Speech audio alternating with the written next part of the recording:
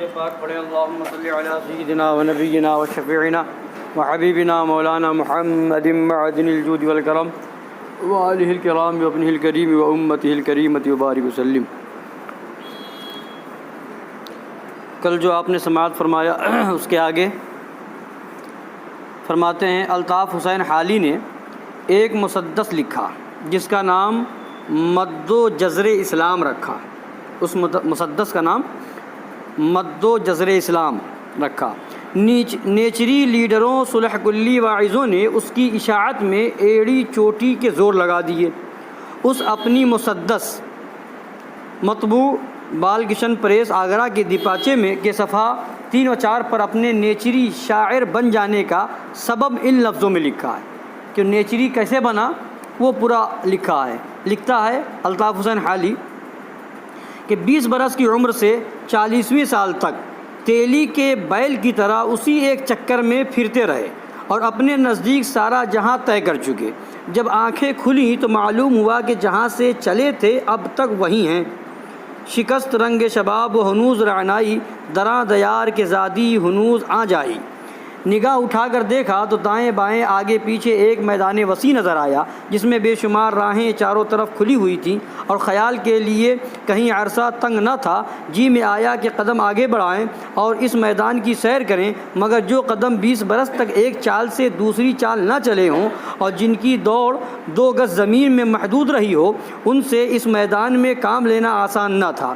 اس کے سوا 20 برس کی بیکار اور نکمی گردش میں ہاتھ پاؤں چور ہو گئے تھے اور طاقت رفتار جواب دے چکی تھی، لیکن پاؤں میں چکر تھا، اس لیے نچلا بیٹھنا بھی دشوار تھا۔ چند روز اسی تردد میں یہ حال رہا کہ ایک قدم آگے بڑھتا تھا، دوسرا پیچھے ہٹتا تھا۔ ناگاہ دیکھا کہ ایک خدا کا بندہ یعنی ڈاکٹر سر سید احمد خان جو اس میدان کا مرد ہے، ایک دشوار گزار راستے میں رہ نورد ہے۔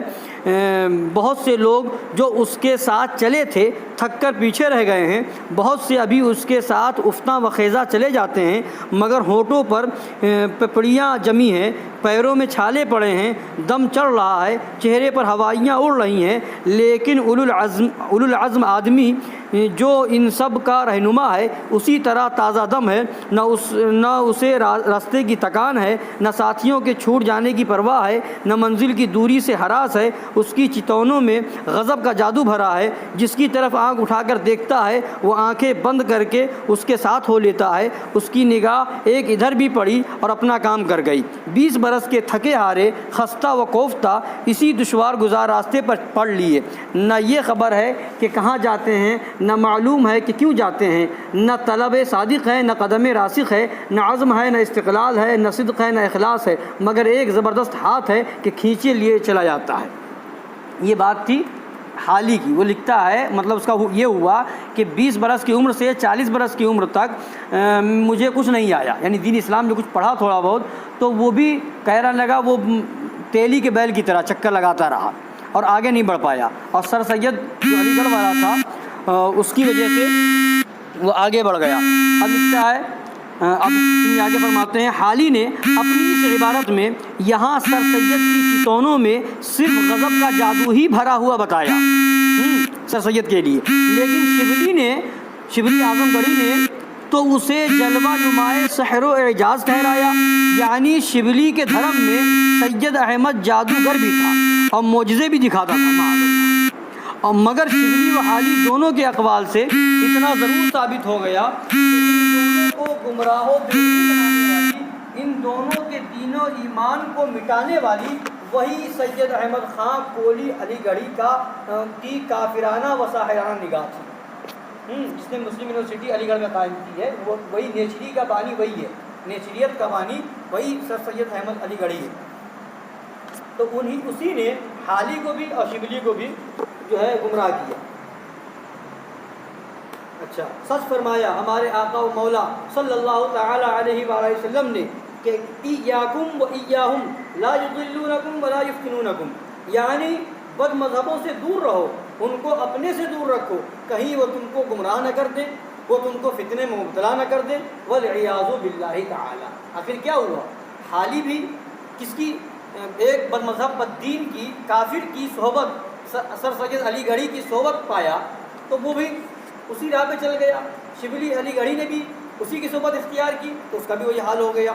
تو اسی لیے فرمایا آقا صلی اللہ علیہ وسلم نے کہ بد مذہبوں بد دینوں سے اپنے آپ کو بھی دور رکھو اور ان لوگوں کو اپنے سے بھی دور رکھو، کہیں ایسا نہ ہو کہ تمہیں گمراہ کر دیں، کہیں ایسا نہ ہو کہ تمہیں فتنے میں ڈال دیں۔ فرماتے ہیں ہم اس وقت اسی مسدس حالی کے چند بند پیش کر کے مسلمانوں کے سامنے اس کی نیچریت بے نقاب کرتے ہیں۔ وہی اب کیا لکھتا ہے وہ شعر کہتا ہے وہی حالی، الطاف حسین حالی، نصارہ کی مانند دھوکہ نہ کھانا، کسی کو خدا کا نہ بیٹا بنانا، میری حد سے رتبہ میرا بڑھانا، بڑھا کر بہت تم نہ مجھ کو گھٹانا، سب انسان ہے وہاں جس طرح سرفکندہ، اسی طرح میں بھی ہوں ایک اس کا بندہ، بنانا نہ تربت کو میری صنم تم، نہ کرنا میری قبر پر سر کو خم تم، نہیں بندہ ہونے میں کچھ مجھ سے کم تم، کہ بیچارگی میں برابر ہیں ہم تم، مجھے حق نے دی ہے بس اتنی بزرگی، کہ بندہ بھی ہوں اس کا اور ایلچی بھی۔ یعنی یہ معاذ اللہ منسوب کر رہا ہے سرکار کی طرف کہ سرکار ایسا فرما رہے ہیں اور شعر بنا کے ڈال رہا ہے۔ ان 6 اشعار میں حالی نے صاف صاف کہہ دیا کہ اللہ تعالیٰ کے جیسے بندے ہم ہیں ویسے ہی بندے حضور اقدس صلی اللہ علیہ وسلم ہیں، جیسے ہم عاجز و مجبور ہیں ویسے ہی عاجز و مجبور رسول اللہ صلی اللہ علیہ وسلم بھی ہیں۔ حضور اقدس صلی اللہ تعالیٰ علیہ وآلہ وسلم کو صرف اتنی ہی بزرگی حاصل ہے کہ اللہ تعالیٰ کے بندے بھی ہیں اور اس کے ایلچی بھی ہیں، معاذ اللہ۔ یہ کفریات ملعونہ تو وہی ہیں جو امام الوہابیہ اسماعیل دہلوی نے اپنی ناپاک کتاب تقویۃ الایمان میں بکے۔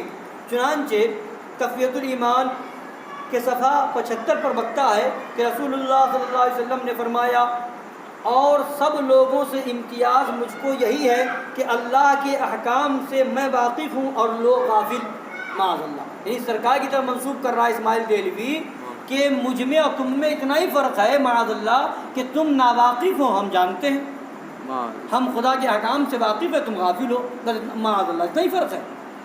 وہ نبی کی شان تو یہ ہے کہ اللہ تبارک و تعالیٰ نے سارے انبیاء و مرسلین کا امام بنایا۔ بے شک اس عبارت میں اس نے صاف بتا دیا کہ حضور اقدس صلی اللہ تعالیٰ علیہ وآلہ وسلم کو صرف اتنی ہی بزرگی حاصل ہے کہ حضور علیہ وآلہ الصلوۃ والسلام احکام خداوندی سے واقف ہیں، باقی لوگ غافل ہیں۔ اور پھر غضب یہ کہ اس کفر کا افتراء خود حضور اکرم صلی اللہ تعالیٰ علیہ وآلہ وسلم پر کر دیا۔